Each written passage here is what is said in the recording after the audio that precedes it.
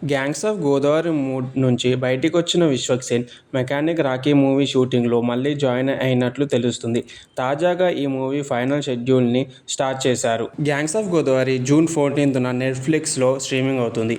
ఇక రిజల్ట్ ఎలా ఉన్నా విశ్వక్ సేన్ చేతిలో ప్రస్తుతం 3 సినిమాలున్నాయి. 'గ్యాంగ్స్ ఆఫ్ గోదావరి' మూవీతో విశ్వక్ సేన్ మార్కెట్పై మరోసారి క్లారిటీ వచ్చేసింది.